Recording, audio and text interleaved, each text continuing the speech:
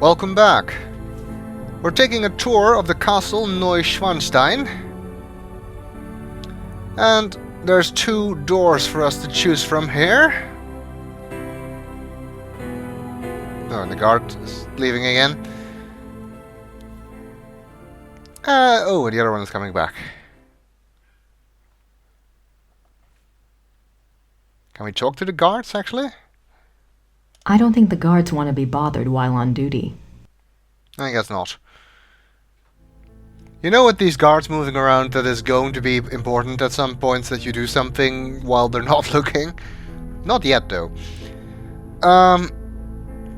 Basic adventure game logic. If something like that happens, it has to be important. Anyway, 2 doors. Let's start with the one on the right. Looks like a chapel. This is Ludwig's private chapel. The king was a devout Catholic, as were all of the Wittelsbacher rulers. They supported the Roman Church even when other European countries were dominated by Protestantism. It's a beautiful crucifix, ivory and gold. Yeah, it's kind of a blinged out crucifix. The Black Madonna of El Tadin. I wonder what her story is all about. Maybe we'll find out. The stained glass window depicts St. Louis receiving the last sacraments.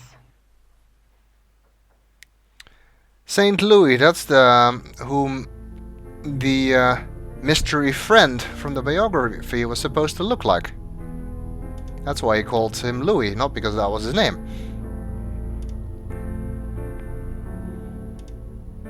Alright, let's try the other door. Study of some kind? This is the king's living room. The walls are decorated with scenes from the Lohengrin saga.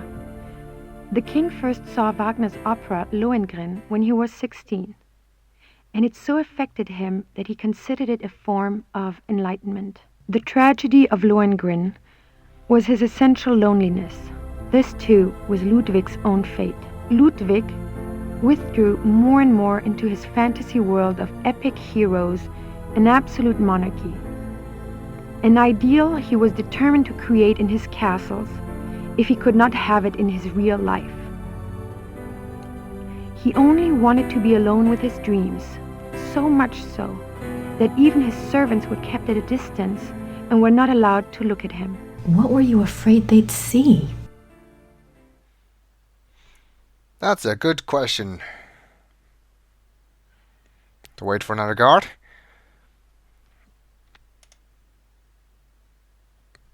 The miracle of the Grail.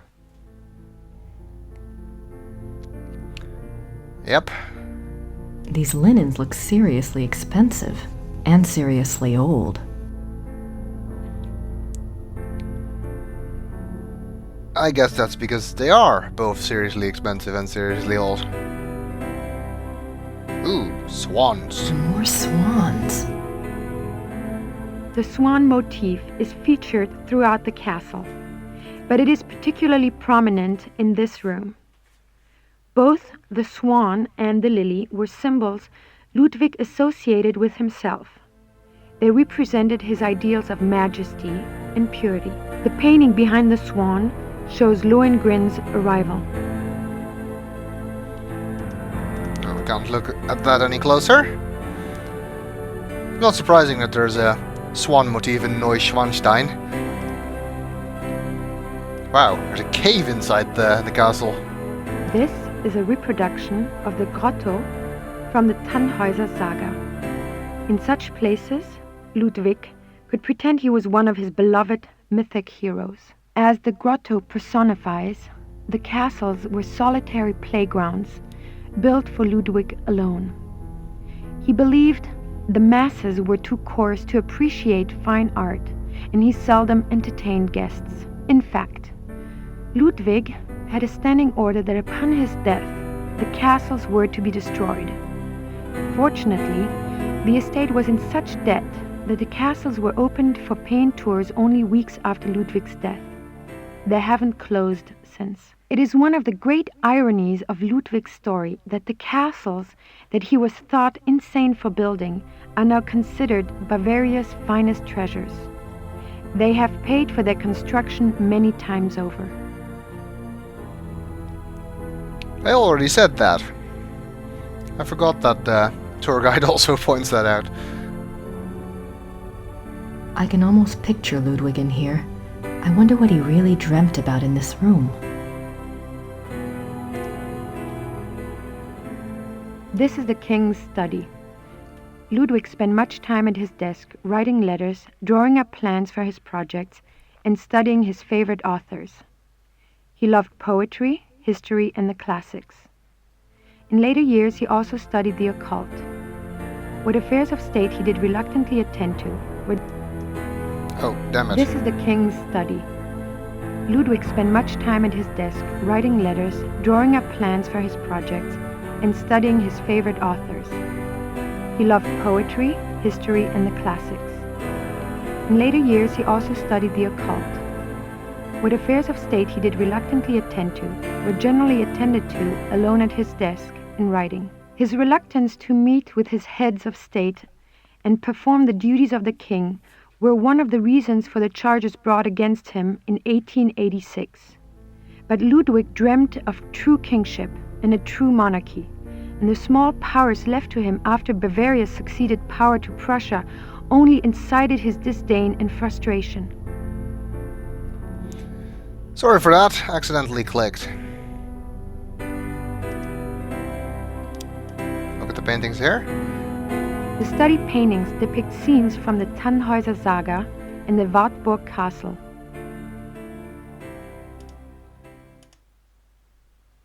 The study paintings depict scenes... Same description.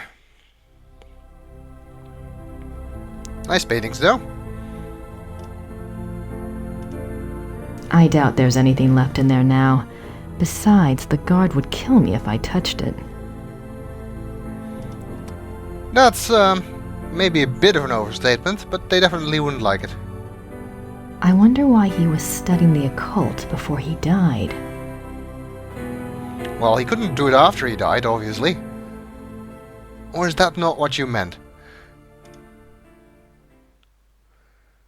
This is the final room of our tour, the Singers' Hall. It was modeled after the Singers' Hall of the Wartburg Castle, where minstrel competitions were held in the 13th century. The hall was built for small private concerts, but Ludwig himself never gave one here. It is said that during the last few years of Wagner's life, he came to Neuschwanstein frequently and performed for the king alone in this room. The hall is probably best known for its enigmatic wolf paintings. The original paintings were from the Parsifal saga, but in 1882, Ludwig had them replaced, supplying the description and titles of the new paintings himself. While all the other rooms in the castle show scenes from Wagner's operas, the scenes in this room are not from any opera that anyone can identify. It is yet another of the many mysteries associated with the life of the fairy tale king.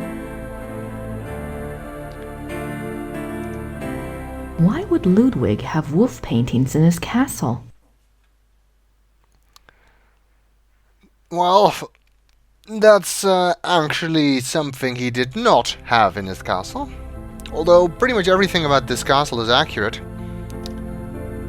The paintings are part of the story.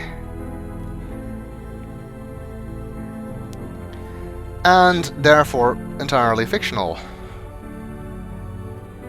You can find a pretty good picture of this room on Wikipedia. It's a very high resolution picture, and you can clearly see that the painting on the back wall is different and does not contain any wolves. Engelhard and the blacksmith. And these are apparently the captions that Ludwig supplied for these paintings, even though nobody knows what the paintings are from. But again, these are not the actual paintings that are in the real singing room in the real Neuschwanstein. Engelhard courts Hildegunde.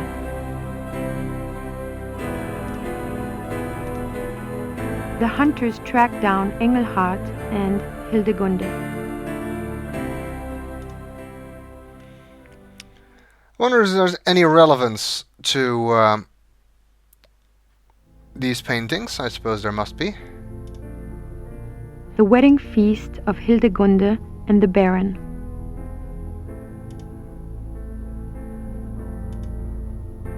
The death of Engelhard.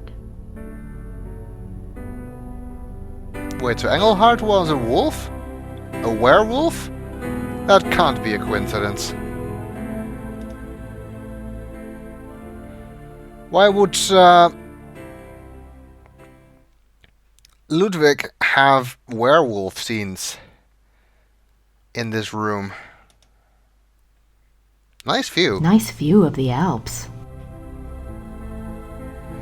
That's what I said. Ludwig's childhood castle, Neuschwanstein, is visible from the lookout in the Singers' Hall.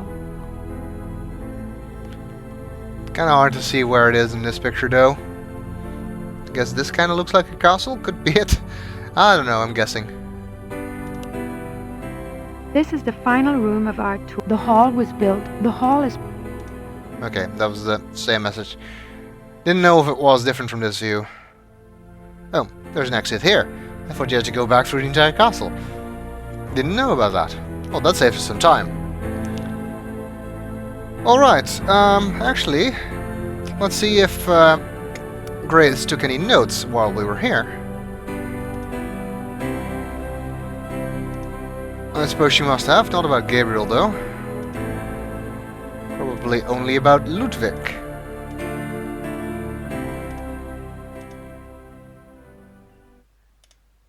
Neuschwanstein. Ludwig lived from 1845 to 1886. He built 3 castles. Wagner seems to have had a major effect on Ludwig's life. Find out more about that. Neuschwanstein. Ludwig was bankrupted after spending extravagantly on construction. Neuschwanstein. Ludwig was really into swans and lilies. They represented purity and majesty. Later in life, he became more and more reclusive. Didn't even want servants to look at him. Neuschwanstein. Weird. Ludwig wanted his castles destroyed after his death. I wonder why. Neuschwanstein. Ludwig studied the occult. Also, he withdrew from his state duties, wanted to be a real king, but didn't have much power under Prussia. I should find out more about Bavaria's relationship with Prussia. Neuschwanstein. There are paintings in the Singers' Hall portraying scenes from an unknown story, scenes involving a wolf. More than that, the story looks like a werewolf story to me. Plus, these paintings aren't the original paintings. Ludwig had these put in later, covering the old ones up. Perhaps I'm letting my imagination overrun my objectivity. What story are these scenes from?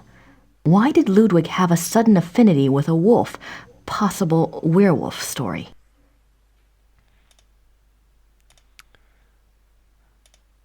And we also have a new section on Wagner. Neuschwanstein.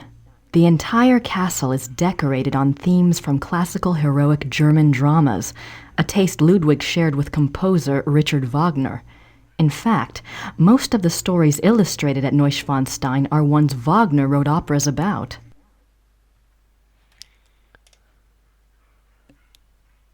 Alright, let's see where else we can go, but we'll do that in the next video.